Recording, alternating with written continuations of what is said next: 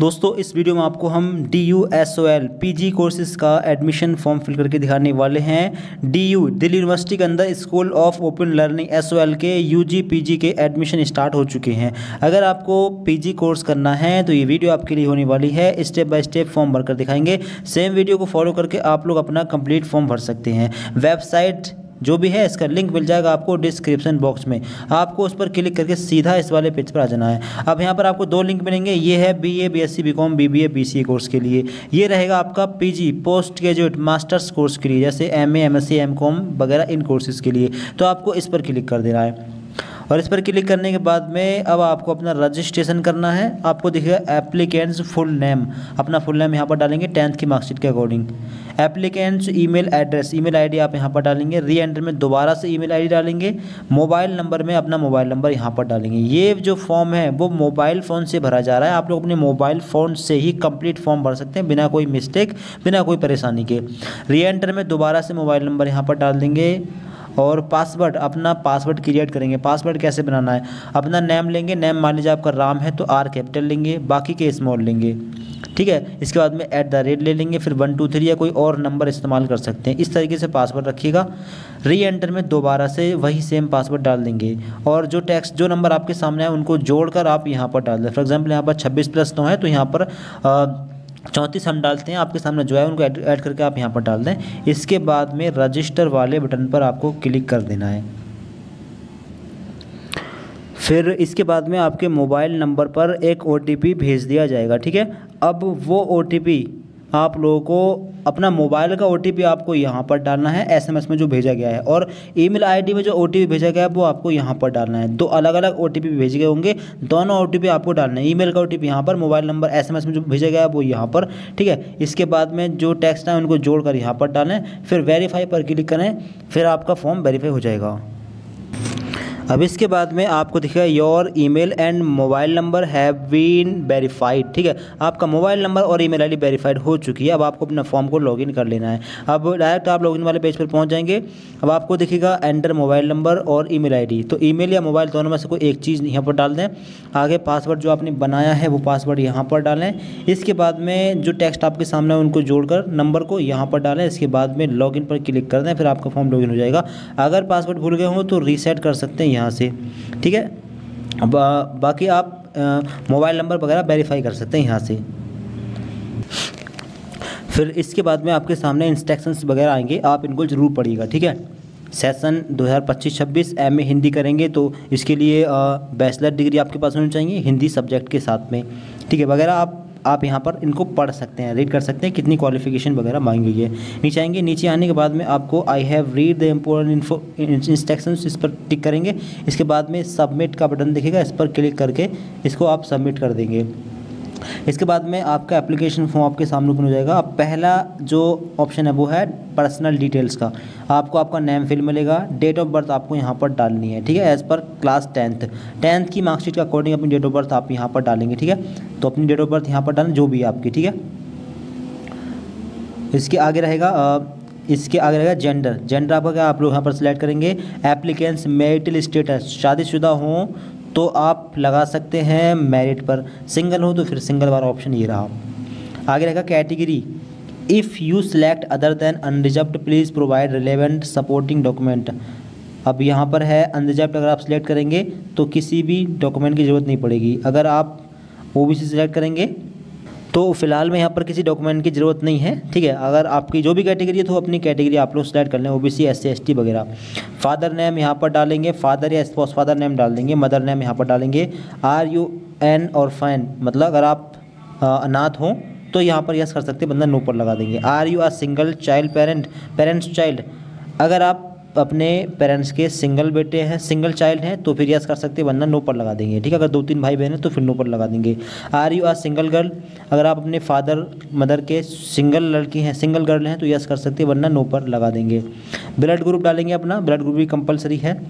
आगे RU person with benchmark disability, तो अगर आप PWD से आते हैं, हाथ पैर से विकलांग वगैरह हो तो लगा दें यस, वरना नो। मोबाइल नंबर फिल मिलेगा, अल्टरनेट मोबाइल नंबर दे सकते हैं, छोड़ भी सकते हैं। ईमेल आईडी फिल मिलेगी, अल्टरनेट ईमेल आईडी दे भी सकते हैं, छोड़ भी सकते हैं। नेशनलिटी ये इंडियन आप लोग सेलेक्ट कर लेंगे। आगे are you an employ of DDCE-SOL, अगर SOL में एम्प्लॉय वगैरह हो तो यस वरना no. Are you an employ of university of Delhi, तो यहाँ पर भी यस नो कर देंगे। अगर दिल्ली यूनिवर्सिटी में अगर एम्प्लॉय हो तो यस वरना no. Want to apply through SOL ward quota, तो वार्ड क्वाटा के लिए अप्लाई करना चाहें तो यस कर दें वरना no. Do you wish to apply through sports policy, sports policy के थ्रू अप्लाई करना चाहते हैं, कोई आपके पास सर्टिफिकेट हो तो यस कर दें वरना नो। करस्पॉन्डेंस एड्रेस, अपना फुल एड्रेस डाल दें लाइन 1 में। लाइन 2 में अपनी तहसील पोस्ट ऑफिस वगैरह डाल दें। सिटी अपने सिटी डालें, डिस्ट्रिक्ट डालें कौन से ज़िले से आप लोग करते हैं, स्टेट सेलेक्ट करें, पिन कोड डालें अपने एरिया का। इसके नीचे है परमानेंट एड्रेस। अब अगर करस्पॉन्डेंस और परमानेंट एड्रेस सेम हो तो फिर सेम एज करस्पॉन्डेंस एड्रेस पर टिक कर देंगे, फिर दोनों जगह पर सेम एड्रेस फिल हो जाएगा। ठीक है, दोबारा फिल करने की जरूरत नहीं होगी। अगर अलग अलग हो तो अलग अलग भी फिल कर सकते हैं। बैंक डिटेल्स ऑफ सेल्फ या पेरेंट ओनली, या तो अपना खुद की बैंक होनी चाहिए या फिर पेरेंट का अकाउंट होना चाहिए। In case of any refund, ठीक है, रिफंड के लिए आप अपनी बैंक की इन्फॉर्मेशन भी देंगे। Relation with the account holder, अगर आपका खुद का अकाउंट है तो सेल्फ, मदर फादर में से किसी का हो तो अपना ले सकते हैं। आगे अकाउंट होल्डर्स नेम, अपना नेम डालेंगे, अकाउंट नंबर डालेंगे, जिसका भरना, जिसका अकाउंट नंबर डालना है, जिसकी इन्फॉर्मेशन दे रहे हैं उसी के हिसाब से भरेंगे। आगे है अकाउंट नंबर, बैंक नेम डालेंगे, ब्रांच नेम डालेंगे यहाँ पर। ठीक है, जो भी है सारी इन्फॉर्मेशन आपको पासबुक पर मिल जाएगी, देखकर यहाँ पर डाल देंगे। IFSC कोड भी डालना है, स्टार लगा हुआ मतलब सारे ऑप्शन भरने जरूरी है। नीचे income and financial support scheme, annual family income, annual family income कितनी है, लेस देन 1 लाख, 1 लाख से कम है तो ये ऑप्शन, 1 से 4 के बीच में ये, 4 से 8 के लिए ये, मोर देन 8 तो ये रहा। ठीक है, आगे है एप्लीकेंट्स एम्प्लॉयमेंट स्टेटस, अगर आप बेरोजगार हैं तो अनएम्प्लॉयमेंट, रोजगार आपके पास है तो ये, अगर खुद का कोई बिजनेस है तो सेल्फ एम्प्लॉयड लगा सकते हैं वरना अनएम्प्लॉयमेंट। आर्म्ड फोर्सेस और सेंट्रल आर्म्ड फोर्सेस एम्प्लॉय हो तो यस वरना no. Ward of armed forces of central police, central police में वार्ड हो तो यस वरना नो, आर्म्ड फोर्स में। ठीक है, need financial support scheme, financial support scheme की ज़रूरत हो तो कर सकते हैं वरना नो लगा देंगे। Do you belong to below poverty line, तो यहाँ पर यस है, कोई दिक्कत नहीं है। ठीक है, अब required documents belongs to below poverty line, अब आपके पास BPL कार्ड नहीं है तो कोई बात नहीं है, अगर राशन कार्ड है तो उसकी इन्फॉर्मेशन दे दें। AA का राशन कार्ड है तो ये दे दें, प्रधानमंत्री वाला। लेबर कार्ड हो तो इसकी इन्फॉर्मेशन दे सकते हैं। अगर ये नहीं है तो फैमिली इनकम वाला ऑप्शन सेलेक्ट कर लेंगे। ठीक है, कोई भी एक ऑप्शन आपको लेना होगा इन सभी में से। ठीक है, तो एक ऑप्शन अगर फैमिली इनकम वाला ऑप्शन भी ले सकते हैं। आगे डॉक्यूमेंट नंबर, अब इनकम सर्टिफिकेट आपके पास होना चाहिए, इनकम सर्टिफिकेट का डॉक्यूमेंट नंबर यहाँ पर डालेंगे। Document issue date, income certificate पर इशू डेट लिख रही होगी वो यहाँ पर डालेंगे। ठीक है, आगे रहेगा miscellaneous details, computer knowledge, computer की नॉलेज हो तो यस करते हैं वरना no. Use of internet, internet use करते हैं तो यस वरना नो कर सकते हैं। कंप्यूटर लैपटॉप टैबलेट, अगर कंप्यूटर लैपटॉप या टैबलेट कुछ हो तो यस वरना नो। इसके बाद में इन्फॉर्मेशन चेक कर लें, चेक करने के बाद में नेक्स्ट पे क्लिक करके इसको सेव कर देंगे। फिर इसके बाद में आपकी इन्फॉर्मेशन आपको सेव मिलेगी। नीचे आएंगे, नीचे आने के बाद में आपको दिखेगा नेक्स्ट का बटन, इस पर क्लिक करके अगले पेज पर पहुंच जाएंगे। अभी करेक्शन करना हो कर सकते हैं। अगला ऑप्शन प्रोग्राम, आप ध्यान से देखेंगे, प्रोग्राम ग्रुप में जाएंगे, सिलेक्ट ग्रुप में। आप प्रोग्राम कौन सा आप कर रहे हैं, PG कोर्स के लिए, MBA के लिए अलग से ऑप्शन है, लाइब्रेरी प्रोग्राम के लिए अलग से ऑप्शन है। MA MSc MCOM के लिए आपको PG का ऑप्शन सेलेक्ट करना है। अब PG में कौन सा कोर्स चाहिए, तो MA Hindi, MA history, political science, MCOM और MA संस्कृत। फ़िलहाल में यही कोर्स आ रहे हैं, MSc फ़िलहाल में नहीं आ रहा है। ठीक है, तो MSc फ़िलहाल में नहीं आ रहा है और कुछ और सब्जेक्ट भी ओपन नहीं हो रही हैं। आप जब फॉर्म भर रहे होंगे 3-4 दिन के बाद में सारे सब्जेक्ट आ रहे होंगे। फिलहाल अभी आज ही कल ही वेबसाइट ओपन हुई है तो अभी सारे सब्जेक्ट नहीं आ रही। ठीक है, फिलहाल में आप अपनी सब्जेक्ट अगर आ रही है तो ले लें, बाकी 1-8 दिन के बाद में फॉर्म भर लेना। ठीक है, नीचे रहेगा, अब सब्जेक्ट आपने ले ली, इसके बाद में आपको नेक्स्ट पर क्लिक कर देना है। ठीक है, अब इसके बाद में फिर से आपको नेक्स्ट पर क्लिक करना। नीचे आने के बाद में अब अगला ऑप्शन है academic, are you already registered in university of Delhi. अगर यूनिवर्सिटी ऑफ दिल्ली में आप रजिस्टर्ड हो, आपने UG कोर्स या कोई डिप्लोमा कोर्स वगैरह किया हो DU से तो यस कर सकते हैं वरना नो पर लगा देंगे। लैंग्वेज प्रोफिशिएंसी, आप कौन सी लैंग्वेज जानते हैं, इंग्लिश को रीड करना जानते हैं तो इस पर लगा दें। राइट लिखना भी जानते हैं तो इस पर लगा देंगे, अगर बोलना जानते हैं तो इस पर लगा देंगे। अब हिंदी लिखना पढ़ना और बोलना जानते हैं तो तीनों पर लगा सकते हैं, जो जानते हैं वो लगा देंगे। अदर पर अदर कोई और लैंग्वेज आती है, उर्दू, पंजाबी, गुजराती वगैरह, तो उसका नाम डालेंगे। और वो लैंग्वेज रीड करनी आती है तो रीड पर लगा दें, राइट तो राइट पर लगा दें, बोलनी आती है तो स्पीक पर भी लगा सकते हैं, वरना छोड़ भी सकते हैं, ये ऑप्शनल है। नीचे क्वालिफिकेशन डिटेल्स क्लास 10th का पासिंग ईयर यहाँ पर सिलेक्ट करेंगे, ऑप्शन आ रहा है सिलेक्ट करेंगे। 10th किस ईयर में पास किया है, क्लास 10th के स्कूल का नाम डालेंगे, क्लास 10th के बोर्ड का नाम डालेंगे, जो भी बोर्ड है, यूपी बोर्ड हो, एमपी बोर्ड हो, सीबीएसई हो, जो भी हो। डिवीज़न डालेंगे, क्लास 10th में कितनी डिवीज़न थी, तो 64 से ऊपर है तो फर्स्ट, 48 से ऊपर है 64 के बीच में तो सेकंड, 48 से कम है तो थर्ड है। नीचे क्लास 10th परसेंटेज, अब परसेंटेज यहाँ पर डालेंगे।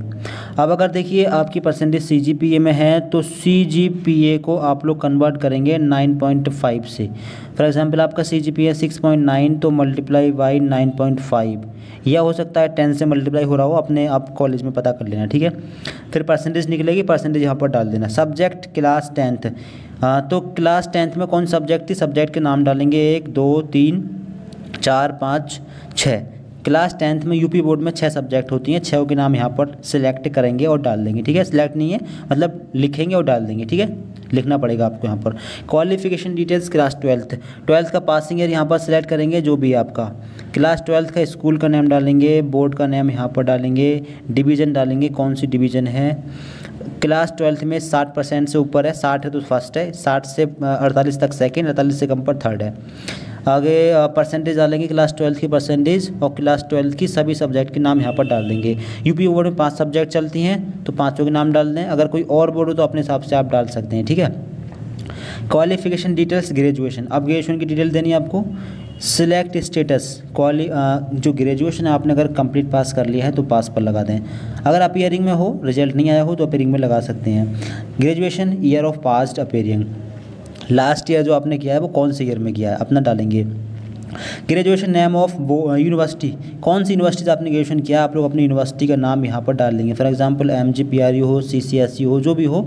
MGPRU है तो MGPRU बरेली, इस तरीके से डाल देंगे, ठीक है। अपनी यूनिवर्सिटी नाम यहाँ पर डालेंगे। आगे ग्रेजुएशन ऑनर्स इन सब्जेक्ट, अगर ऑनर्स से किया हो तो यहाँ पर नो लिख देंगे, क्योंकि अगर आपने ग्रेजुएशन ऑनर्स से किया होगा 4 साल वाला तभी आपको सब्जेक्ट का नाम डालना है, वरना आप नो कर देंगे। आगे डिवीज़न, अब 60 से ऊपर है तो फर्स्ट डिवीज़न है, 60 से कम है तो सेकंड, ठीक है, अपने हिसाब से आप लगा देंगे। ग्रेजुएशन कॉलेज मतलब ग्रेजुएशन जहाँ से किया आपने उस कॉलेज का नाम क्या है, कॉलेज का नाम डालना है। ग्रेजुएशन प्रोग्राम नेम, अब कौन सा कोर्स किया है उस कोर्स का नाम डालना है। फॉर एग्जांपल आपने किया है BSc तो B और S और C, BSc इस तरीके से डाल देंगे, BSc BA BCom जो भी किया हो। आगे ग्रेजुएशन परसेंटेज यहाँ पर डाल देंगे। अगर परसेंटेज CGPA में है तो CGPA मान लीजिए आपका 7.2 है, आप 7.2 को कैलकुलेटर में जाकर 9.5 से मल्टीप्लाई करें, फिर आपकी परसेंटेज आ जाएगी, उस परसेंटेज को यहाँ पर डाल देंगे, ठीक है। आगे सब्जेक्ट नेम UG, अब यहाँ पर सब्जेक्ट नेम UG 1 2 3 4 5 6 हैं, तो अगर 3 सब्जेक्ट डालकर आपका फॉर्म सेव हो रहा है तो डालकर देखें, वरना यहाँ पर जो है स्टार लगा है 6 ऊपर। तो अगर आपने रेगुलर से अपना ग्रेजुएशन किया है तो पहले सेमेस्टर में कौन सी सब्जेक्ट थी, एक सब्जेक्ट का नाम डाल दें। दूसरे सेमेस्टर के सब्जेक्ट का नाम डाल देंगे एक का, तीसरे सेमेस्टर का। इसी तरीके से अपने 6 सेमेस्टर की एक सब्जेक्ट का नाम यहाँ पर डाल देंगे, ठीक है। क्योंकि यहाँ पर जो है 6 ऑप्शन दिए गए हैं और 6 पर स्टार लगा है, मतलब 6 मतलब डालने ज़रूरी है। तो 3 सब्जेक्ट आपके पास होंगी, 3 के नाम दोबारा करके डाल देंगे, ठीक है। फर्स्ट 3 में 3 और लास्ट 3 में 3, ठीक है। बाकी एक बार कॉलेज में ज़रूर पता कर लेना इसके रिगार्डिंग। आगे national level admission test, are you given national level admission test, अगर कोई दिया हो किसी भी तरह का नेशनल लेवल टेस्ट तो यस कर दें, CUET वगैरह, वरना नो लगा देंगे। Qualification details masters of post graduation, अगर आपने मास्टर्स भी कर लिया हो तो यस कर सकते हैं। यस करने के बाद में मास्टर्स स्टेटस लगाएंगे, पास या पेयरिंग है, ईयर ऑफ पासिंग लगाएंगे, किस ईयर में आपने मास्टर कंप्लीट किया है, मास्टर्स कोर्स कहाँ से किया है, यूनिवर्सिटी का नाम डालेंगे, कॉलेज का नाम डालेंगे, प्रोग्राम कौन सा कोर्स किया है वो डालेंगे, डिवीज़न डालेंगे और परसेंटेज डाल देंगे और सब्जेक्ट का नाम डाल देंगे। अगर नहीं किया है तो छोड़ सकते हैं, कोई ज़रूरत नहीं है, ये कंपलसरी बिल्कुल भी नहीं है, ठीक है। आप यहाँ पर नो कर देंगे, फिर इन्फॉर्मेशन डालने की ज़रूरत नहीं है। Experience category, are you having experience, अगर आपके पास कोई एक्सपीरियंस हो तो यस कर दें, वरना नो पर लगा देंगे। इसके बाद में आप नेक्स्ट पर क्लिक करके अगले पेज पर पहुंचेंगे और फिर इसके बाद में आपका वो वाला पेज सेव हो जाएगा। ठीक है, आप नीचे आएंगे, अब आपने जो भी इन्फॉर्मेशन भरी है इसको चेक कर लें। ठीक है, एक बार इसको चेक कर लेंगे, नीचे आएंगे, नीचे आने के बाद में एडिट करना हो तो एडिट कर सकते हैं, वरना नेक्स्ट पर क्लिक करके अगले पेज पर पहुँचेंगे। अब अगला पेज है अपलोड का। अब recent passport size photo of candidate 10 KB से 200 KB के बीच में आपका फ़ोटो आपको अपलोड करना है। JPG या JPEG फॉर्मेट में मांगा गया है।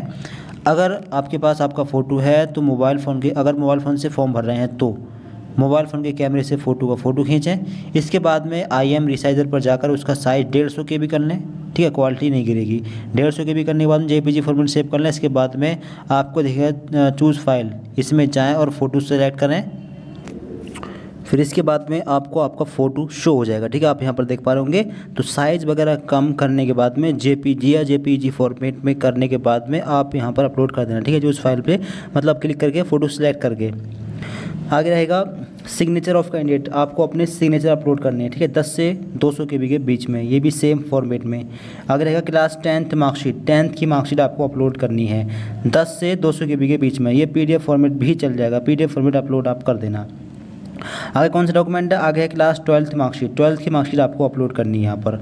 आगे कौन सा डॉक्यूमेंट है, graduation certificate and marksheet, graduation certificate and marksheet यहाँ पर बोला गया है तो सर्टिफिकेट डाउन अपलोड करें।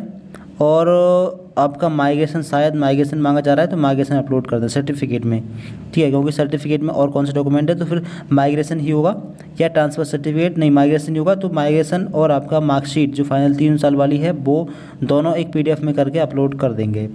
इसके आगे रहेगा पोस्ट ग्रेजुएशन सर्टिफिकेट, तो अगर आपने PG की इन्फॉर्मेशन ली होगी तो ये ऑप्शन आ रहा होगा, फिर आप PG की मार्कशीट भी अपलोड कर देंगे सर्टिफिकेट के साथ में। सर्टिफिकेट यहाँ पर है and graduation certificate and marksheet, और यहाँ पर है पोस्ट ग्रेजुएशन सर्टिफिकेट या मार्कशीट, यानी या मार्कशीट करें या सर्टिफिकेट करें, तो एक चीज़ कर देंगे अपलोड।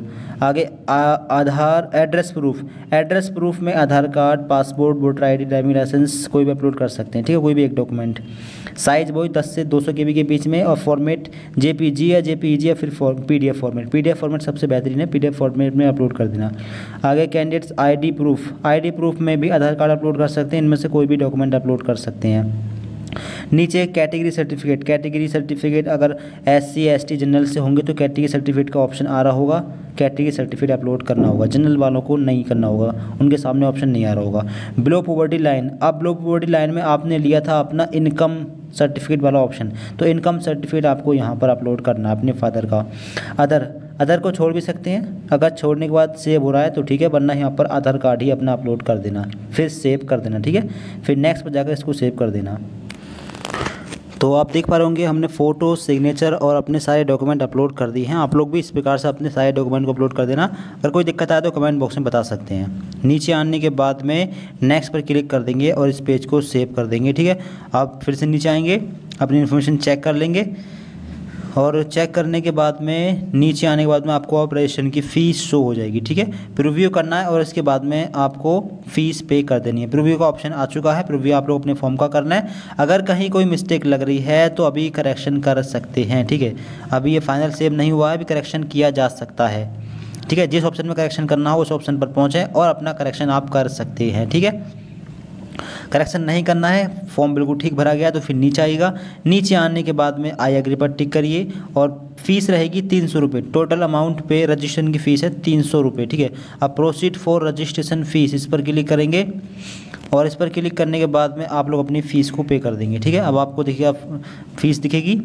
अब QR कोड से फ़ीस पे करना चाहें QR कोड ले लेंगे। इसके बाद में प्रोसीड नाउ पर क्लिक करेंगे, फिर QR कोड आएगा, इसका स्क्रीनशॉट ले लें और अपने फ़ोन पे या फिर जो भी ऐप यूज़ कर रहे हैं उसमें जाएं और उसमें अपना स्कैनर निकाल लें, इसको स्कैन करें और फिर एक लिंक आएगा, उस लिंक पर आप लोग पेमेंट कर दें। फिर तुरंत इस वाले पेज पर आएँ, ये पेज आपका सेव हो जाएगा। फिर यहाँ पर फ़ीस सक्सेसफुल दिखाएगा, फिर आपकी फ़ीस पे हो जाएगी। फिर आपको क्या करना है, दोबारा से फॉर्म को लॉगिन करना है।